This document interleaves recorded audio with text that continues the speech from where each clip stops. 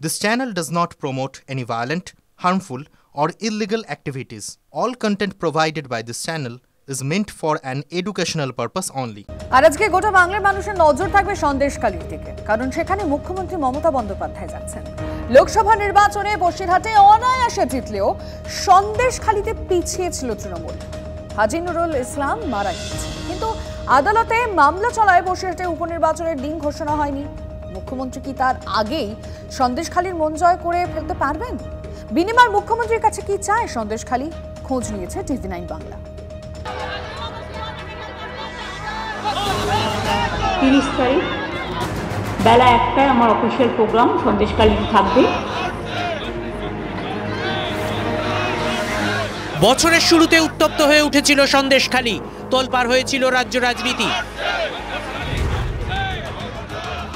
Lok Sabha ভোটেও issue হয়েছিল সন্দেশখালী, খোদ প্রধানমন্ত্রীর মুখে উঠে এসেছিল এই দ্বীপাঞ্চলের প্রসঙ্গ। বছরের শেষ লগ্নে আপাত শান্ত সেই সন্দেশখালীতেই যাচ্ছেন মুখ্যমন্ত্রী। সেখানে বিভিন্ন সরকারি প্রকল্পে সাহায্য প্রদান করবেন তিনি। এটাই সন্দেশখালীর পাত্রপাড়া, আর এই পাত্রপাড়া থেকে দেখা যাচ্ছে মুখ্যমন্ত্রীর সভা। ওই সভাস্থলে মুখ্যমন্ত্রী সভা করবেন, কিন্তু সন্দেশখালী যখন উত্তপ্ত হয়েছিল সব থেকে গর্জে উঠেছিল এই পাত্রপাড়ার মানুষেরা। তারা মনে করছেন 1 বছর ধরে কেন মুখ্যমন্ত্রীর সময় হলো না, এই নিয়ে তারা যেমন প্রশ্ন তুলছেন, আবার কেউ কেউ বলছেন মুখ্যমন্ত্রী আসবেন, তিনি তার প্রশাসনিক কাজ করবেন, প্রশাসনিক বৈঠক সারবেন, তারপর চলে যাবেন। কিন্তু সন্দেশখালীর মানুষের জন্য কি হবে? সন্দেশখালীর মানুষের সঙ্গে তো তিনি কথা বলবেন না, সেই কর্মসূচি তো তার তালিকাতে নেই। বক্তব্য দিয়ে উনি বেরিয়ে যাবেন, তা গ্রামের মানুষের সমস্যাটা কি করে উনি শুনবেন, সেটাই হচ্ছে চিন্তার বিষয় এখন আর কি। আমাদের প্রথম থেকে এ পর্যন্ত আমাদের মাননীয় মুখ্যমন্ত্রীর প্রতি ভরসা আছে, কিন্তু এখানে যা ঘটনা ঘটে গেলে একটু আগে আসলে ভালো হতো। আমাদের মনে হচ্ছে যেটা যখন বিপদের সময় এলো না, এখন আসে আমাদের কোনো উনি এসে এখন নিরাপদ হবে কি না ওটা তো ভবিষ্যতের কথা, এখন কি করে বলবো। সন্দেশখালীর মানুষের প্রত্যাশা ছিল দিদি আসছেন, এটাই যথেষ্ট। আক্ষেপ আশা আকাঙ্ক্ষার দোলাচলের মধ্যে উকি দিয়ে যাচ্ছে সেই বহিরাগত বিতর্ক।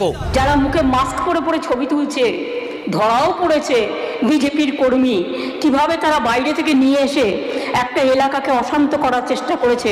মুখ্যমন্ত্রী তিনি বলেছিলেন যে এই সব মানুষজন নাকি বহিরাগত, তারা বারবার এই বিষয়ে প্রতিবাদ জানিয়ে এসেছেন। অবশেষে মুখ্যমন্ত্রী আসছেন, কিন্তু তাদের সেই ক্ষোভ রয়ে যাচ্ছে।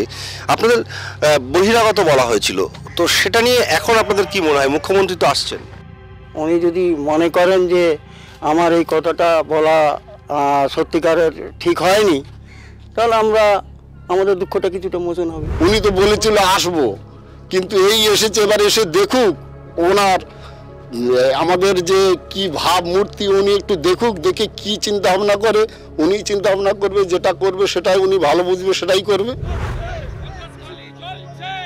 বহিরাগত তো অনেকেই ছিলেন, শুভেন্দু অধিকারী এসে উত্তপ্ত করেছিল, এখানে বিজেপি মহিলা মোর্চার লোকরা উত্তপ্ত করেছিল।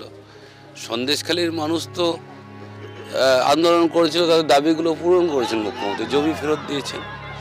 যা সমস্যা ছিল প্রতিটা পাড়ায় পাড়ায় পুলিশ ক্যাম্প করে, ডিস্ট্রিক্ট ম্যাজিস্ট্রেট তিনি ক্যাম্প করে, বিডিও তিনি ক্যাম্প করে মানুষের সমস্যার সমাধান করেছেন। ফলে কিছু বহিরাগত মানুষ ছিলেন, এতে ভুল স্বীকার করার কিছু নেই। ফেরির জন্য জমি দখল, জমি দিতে না চাইলে নোনা জল ঢুকিয়ে দেওয়া, লিজের টাকা না দেয়া, রাস্তা কেটে দেওয়ার মতো একের পর এক চাঞ্চল্যকর অভিযোগ। গ্রামে ক্যাম্প বসিয়ে সন্দেশখালীর গরিব গুরব মানুষগুলোর অভিযোগের সমাধানের প্রক্রিয়া শুরু করে প্রশাসন। কিন্তু তারপরও কি পরিস্থিতি বদলেছে? সন্দেশখালীর বিভিন্ন পাড়ায় গিয়ে খোঁজ নিয়েছে TV9 বাংলা। চাষের জমির কি অবস্থা? সেগুলো চাষের জমির অবস্থা ওই একই রকম আছে, এখনো বাঁধটার সমান হয়নি। জলকাটটা এখন আপাতত বন্ধ আছে, কিন্তু কিছু মানুষ চাষ করেছে। এবার ধান মোটামুটি হয়েছে, কিন্তু ওই সমতল না হলে কি করে হবে? সমতলটা তো বিশেষ প্রয়োজন। তারপরে আমাদের টাকা মেটেনি, এখনো জব কার্ডের টাকা মেটেনি। টাকা চাইলে পার্টি অফিসে তুলে এনে তাদের মারধর, এই হুজ্জতি বন্ধ না হওয়া পর্যন্ত আমরা শান্তি খুঁজে পাচ্ছি না। আর এইরকম যদি করতে থাকে তাহলে আমরাও এইরকম চালাতে থাকবো। এইরকম আন্দোলন চলবে।